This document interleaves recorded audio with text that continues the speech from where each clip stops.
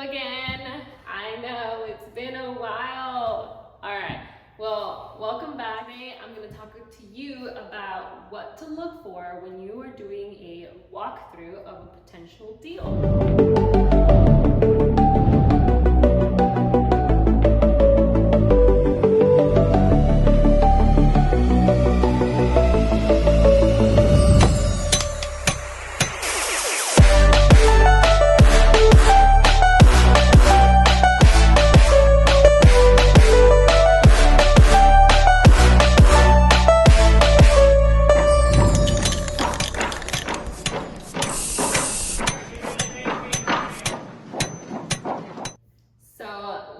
Jump into what to look for when you are walking through a house that you potentially want to buy.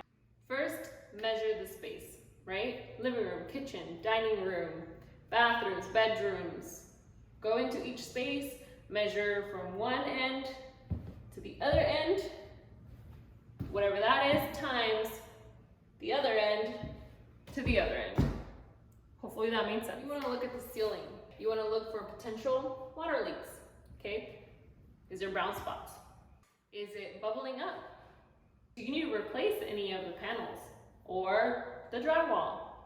How does the ceiling look? Okay, if there's potential water leaks, then you're going to have to start thinking, okay, is the roof leaking? Because if the roof is leaking and going into the attic, which is then going into the house, then that's a bigger issue. If there is plumbing above in the attic, is that leaking? And how much is that going to cost me? After you're done looking at the ceiling, make sure you're looking at the surrounding walls. Is there cracks? Okay. Is there potential holes? Okay. What kind of walls do you have? Do you have paneling?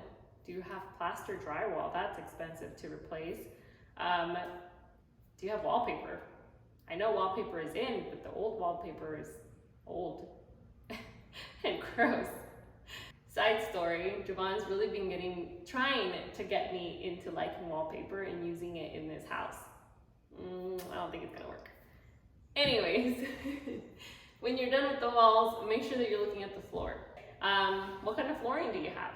Is it in really bad shape that you need to replace it? Is there foundation issues? That's a huge one. Is your floor doing this? Okay. Is the floor opening up around the space? So the walls here, the floor is here. Is the floor moving inward? And now you've got this big old gap between the floor and the wall. That can say potential foundation issues, right? Because now your walls are doing this. They're not straight, okay? If it's separating, it's going like this. That's pretty pricey to replace or repair, but it's doable. If that's something that you're looking into, you could definitely do it. Also, look at the house underneath. Is there a crawl space or is it cement slab?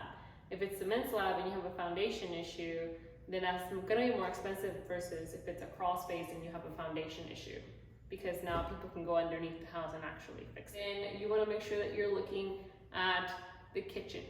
Does the kitchen need complete gutting? Do you need to remove all of the cabinets? Because if you do, that's going to be more pricey versus you save the cabinets, you refinish them, sand them down, paint them, change the hardware, change the sink and the faucet, and now you have a brand new kitchen. So you got to make sure that you're looking at the cabinets and their condition. Look under the sink of the kitchen. Is there a brown water spot?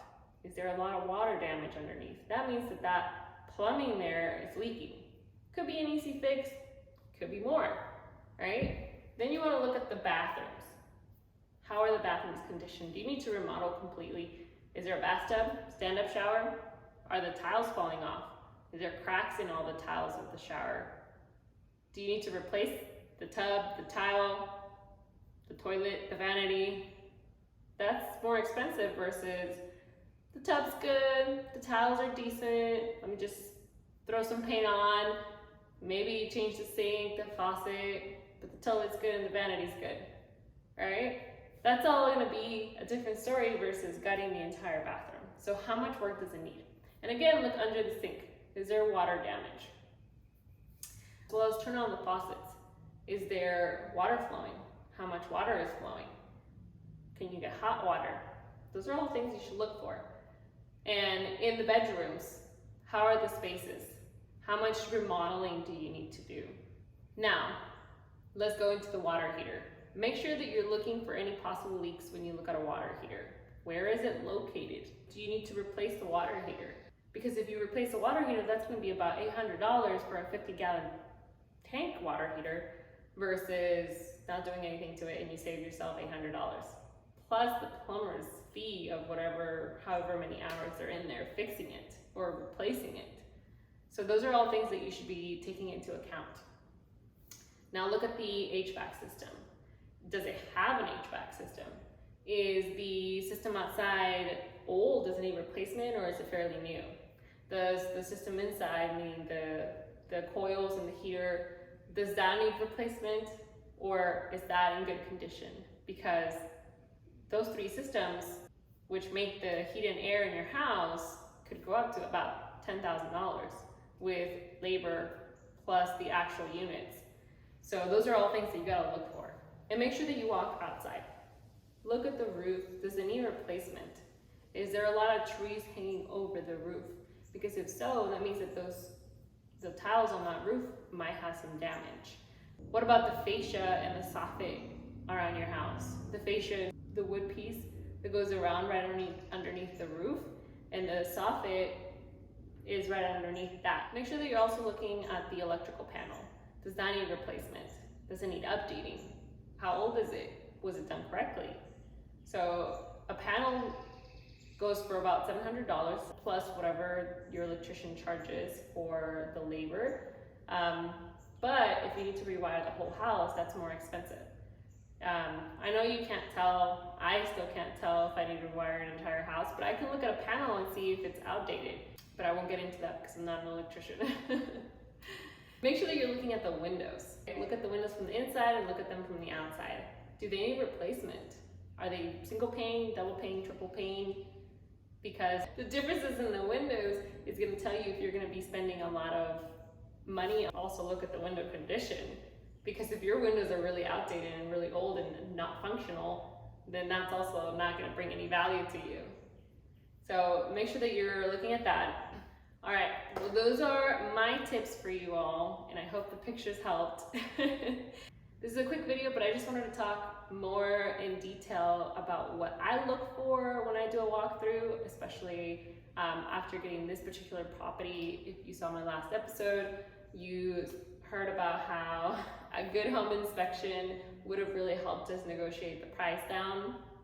Unfortunately, we did not do that, and I didn't know any better. But now I do, and I hope that this helps you all to not make the same mistakes, because a good home inspection will help you have that make it or break it deal.